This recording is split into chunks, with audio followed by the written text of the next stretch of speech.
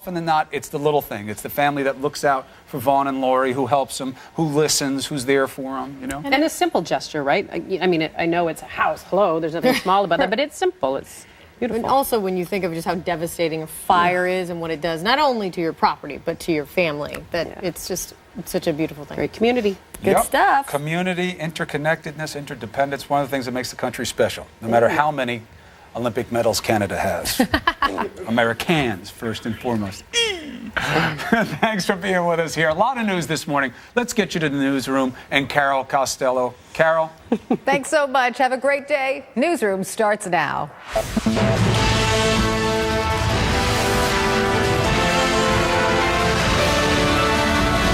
Happening now in the newsroom. And what did the defendant say?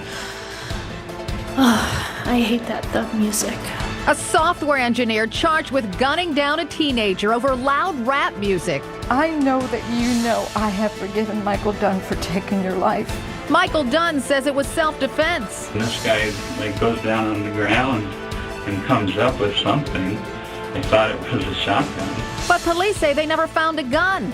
Dunn expected to take the stand today. Went over this a million times, and what I should have done is put the car in reverse. Our coverage of the trial begins right now in the CNN newsroom.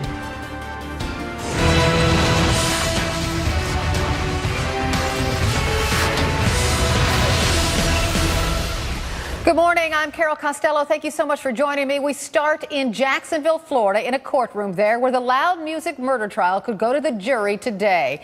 And in a dramatic move, we could hear from Michael Dunn himself, the man who opened fire into a parked car that was blaring loud rap music. 3 of those bullets struck and killed 17-year-old Jordan Davis. Dunn says he fired in self-defense, believing Davis and his 3 teenage friends were armed and threatening.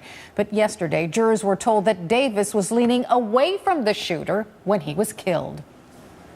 We know we're dealing with a horizontal track of the bullet. The way that that can happen is by motion of the body. And if you notice now, as I start to bend over, the track becomes horizontal.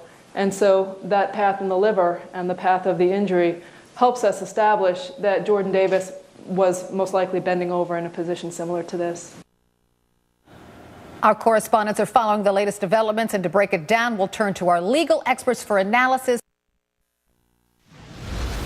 All right, we've been covering this trial out of Jacksonville, Florida. The loud music trial is what they're calling it. Michael Dunn is accused of killing a teenager. He says it was self-defense. And this killing happened after an argument or during an argument over loud rap music. I want to bring in our legal analyst, defense attorney Brian Claypool, and CNN legal analyst Joey Jackson. Welcome to both of you. So Michael Dunn is going to testify. But before he takes the stand, the lawyers are talking a lot to the judge, Joey. So what are their concerns? Well, there's a number of concerns. What you want to do, Carol, in court, there's some things called motions in limine. What does that mean? It means you want to preclude certain evidence and you want to introduce certain evidence, and there needs to be limits on his testimony from, well, there doesn't need to be limits, Carol, but from a defense perspective, you want to be able to say, listen, he should be allowed to testify as to some things, and he shouldn't be allowed to testify as to others.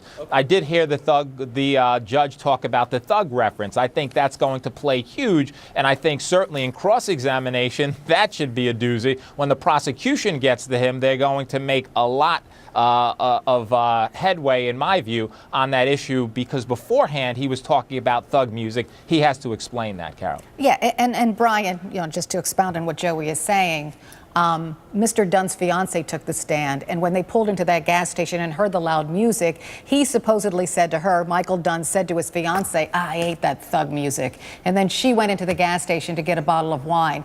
There are also letters that Mr. Dunn wrote to his family from jail where he talked more about thug culture and thug music and how people had already made up their mind about him because he was a white man and the teenager killed was a black kid. Well, Carol, that's right. And I think those letters that Mr. Dunn wrote from jail might come in on the rebuttal case.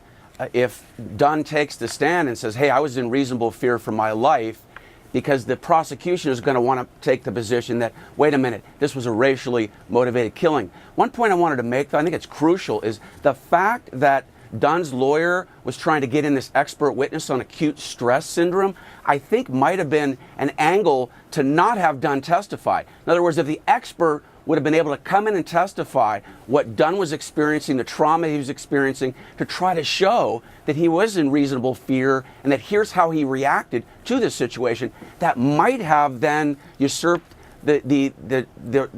having Dunn have to come in and to testify. So that was a huge loss for the defense. Okay, well, we're still awaiting Michael Dunn to take the stand. I want to move on to a breaking story we have out of Chicago with Dan. But lots happening today. Thanks, guys. But stay